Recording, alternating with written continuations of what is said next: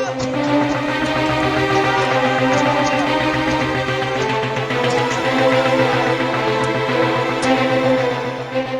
முன்னாள் முதல்வரும் Marxist communist கட்சியின் மூத்த தலைவருமான பினராயி விஜயனின் இல்லம் உள்ளிட்ட அவரது குடும்பத்துடன் தொடர்புடைய 10க்கும் மேற்பட்ட இடங்களில் அமலாக்கத்துறை இன்று அதிகாலை முதல் சோதனை நடத்தி வரும் நிலையில் அதற்கு எதிர்ப்பு தெரிவித்து சிபிஎம் தொண்டர்கள் அமலாக்கத்துறை அதிகாரிகள் சென்ற காரை மறித்து அதன் முன்பக்க கண்ணாடியை சேதப்படுத்திய சம்பவம் பரபரப்பை ஏற்படுத்தியுள்ளது.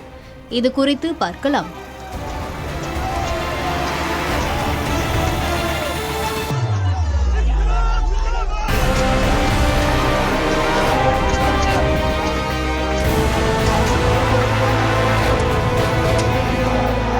கேரள சட்டப்பேரவை தேர்தல் சமீபத்தில் நடந்து முடிந்திருக்கும் நிலையில் காங்கிரஸ் தலைமையிலான ஐக்கிய முன்னணி 102 இடங்களில் வென்று ஆட்சியை பிடித்திருக்கிறது. காங்கிரஸ் சார்பில் வி.டி. சதீசன் அம்மாநிலத்தின் முதல்வராக பொறுப்பேற்றுள்ளார்.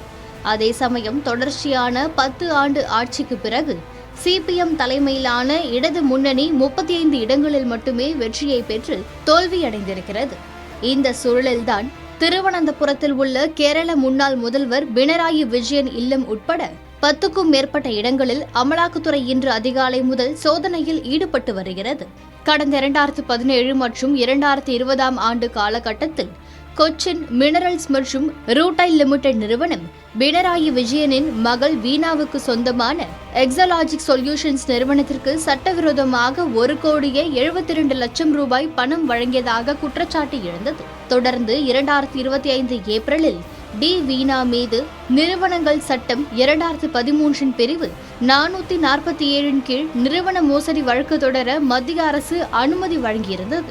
இந்த நிலையில்தான் கேரளத்தில் காங்கிரஸ் தலைமையிலான புதிய அரசு பொறுப்பேற்ற ஒரு சில நாட்களுக்குள்ளேயே பினராயி விஜயன் மற்றும் அவரது குடும்பத்துக்கு சொந்தமான இடங்களில் அமலாக்கத்துறை இன்று சோதனையில் ஈடுபட்டிருக்கிறது. எனினும் அமலாக்கத்துறையின் நடவடிக்கையை அரசியல் உள்நோக்கம் கொண்ட ஒரு கொடூரமான தாக்குதல் என கூறி வரும் கேரள சிபிஎம் கட்சியின் தொண்டர்கள் திருவனந்தபுரத்தில் இந்த சோதனையை கண்டித்து போராட்டத்தில் ஈடுபட்டு வருகின்றனர். தொடர்ந்து போராட்டத்தில் ஈடுபட்டோர் பினராயி விஜயனின் இல்லம் முன்பு பாதுகாப்பு பணியில் இருந்த பாதுகாப்பு அதிகாரிகள் மீது போராட்டத்தில் ஈடுபட்ட சிபிஎம் தொண்டர்கள் காலணிகள் மற்றும் பாட்டில்கள் வீசி தாக்குதல் நடத்திய சம்பவம் பரபரப்பை ஏற்படுத்தியிருந்தது.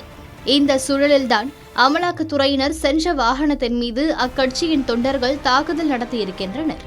அந்த வாகனத்தின் முன்பக்க கண்ணாடியை சிபிஎம் தொண்டர்கள் உடைப்பது போன்ற காணொளி வெளியாகி தற்போது அதிர்ச்சியை ஏற்படுத்தியிருக்கிறது. இந்த சோதனைக்கு பிறகு செய்தியாளர்களை சந்தித்த பினராயி விஜயன், நீண்ட காலமாக அமலாக்கத்துறை என் வீட்டில் சோதனை நடத்த விரும்பியது. இந்த சோதனை ராகுல் காந்தி போன்றவர்களுக்கு என்று நான் உணர்கிறேன் என தெரிவித்திருக்கிறார். தேர்தல் பரப்புரையின் போது சிபிஎம் பாஜகவின் பி டீமாக செயல்படுவதால் மத்திய அரசு பினராயி விஜயன் மீது நடவடிக்கை எடுக்க தயங்குகிறது என காங்கிரசார் குற்றஞ்சாட்டியிருந்த நிலையில் பினராயி விஜயன் தற்போது இவ்வாறு தெரிவித்திருக்கிறார். தமிழகத்தில் நடந்த ஆட்சி மாற்றத்திற்கு பிறகு திமுக முன்னாள் அமைச்சர்கள் செந்தில் பாலாஜி மற்றும் அனிதா ராதாகிருஷ்ணன் ஆகியோர் மீதான முறைகேடு வழக்கு விசாரணையை அமலாக்கத்துறை தீவிரப்படுத்தியிருக்கும் நிலையில்தான் கேரளாவிலும் வழக்கு விசாரணையை தீவிரப்படுத்தியிருக்கிறது.